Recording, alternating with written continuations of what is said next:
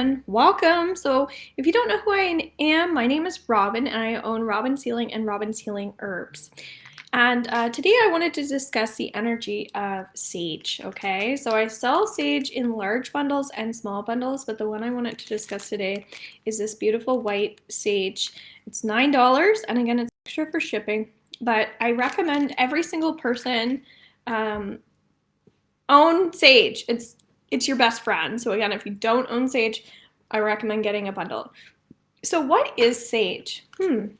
I actually have my healing medicine herbs deck here, and I kind of want to go into detail about maybe what spirit can offer us towards the benefits and the reasoning behind sage. And again, I don't know what's going to come up here. This is just what I intuitively feel called to doing, okay? So I got 4 cards, and the first one is Calendula Shine, okay? So the first thing that comes up is, of course, sage is a Native American herb that we can grow, and it grows in certain areas with a certain climate. So here in New Brunswick, this is a great climate to be growing actual white sage for smudging, okay? And so if you don't know what smudging is something where basically it's purifying us of any negativity.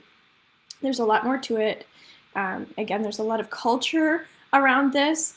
I am going to be growing sage because I have a light that I can use in the home, so I shouldn't have any issues growing it, but it's going to take me a while to grow. So in the meantime, this is not local sage, but my goal is to do local, okay? So what's coming up is when we cleanse negativity, what's going to happen? We're going to be more there's going to be more light in our life, right? We're going to be able to grow. We're going to be able to smile or be happier, things like that. So that's why it's really important to smudge.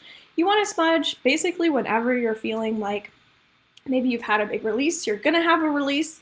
There's been a lot of release in the home. You want to open up the windows, maybe take a feather, okay? And ask for that energy to be removed from your space. This is intuitive as well.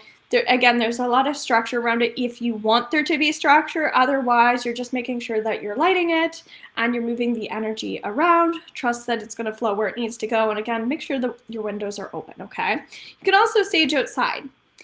Moonflower, death or new birth. I really like that. So that's kind of talking about the cycles of life. Often when we do full moon rituals or we do new moon rituals, things like that, any type of ritual, often we'll bring sage into the situation because we want to make sure that we're in a cleansed space. So it's very cleansing. And often what I'm getting here is nighttime might be a really great time to just kind of smudge yourself before bed, because often people will struggle with like their thoughts when they go to lay down to sleep. Also, it might help you with dreams as well. I'm really working on dreams right now, dream pillows. My pillows are $12 and they have really nice herbs in them as well that could be helpful as well, okay? So any questions about this, just comment below. As well, if you'd like a bundle, just let me know. Colt's Foot Presents. I like that. So what comes up here is obviously we all have dark and light. So some people might say, how many times do you sage or how often do you sage? Well, I go through stages, but for the most part, like when I'm actively working with clients, then I'm looking at probably 30 times a day, okay? You might find that excessive, I don't know, but that's just me. So this is a repetitive thing that we want to continue doing as we energetically feel called into it, but if you don't own any, it'd be great. And I also have smudge sprays as well with sage in them, so if you prefer them in a spray form, okay? Again, if you're hopping on and you have any questions in relation to sage, let me know if you use sage. And then we have ginseng, conservation, okay. This is really powerful. So what we can actually do is, as I was saying, call in more light energy when we're doing our smudging. So as I was saying, like ask for the negative energy to be removed. Therefore, you can ask for positive light as well to be replaced in your space. A lot of people, when they are decluttering and things like that, we can also smudge items. So not only are we smudging people, spaces, but we can smudge actual items. So if you buy something used, or even if you don't buy something used, if you buy it brand new, you might feel this urge to just want to cleanse it, the corners of the home, things like that. But I'm feeling that there's somebody watching that needs to hear that we're actually smudging items as well, okay? Sage can be used in many different types of rituals. Okay, some artwork just fell off the wall.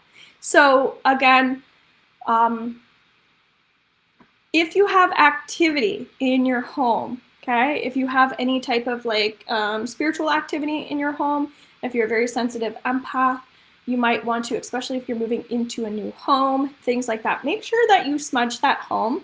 The other thing too is the more you can speak out loud when you're doing the smudging, when you're cleansing or clearing a home, it's actually okay to speak out loud, okay? So if there is any activity in your home, you can just say like, please go to the light, that sort of thing. So that we can get like really into detail here, but these are the messages that the people that are watching are meant to hear, okay?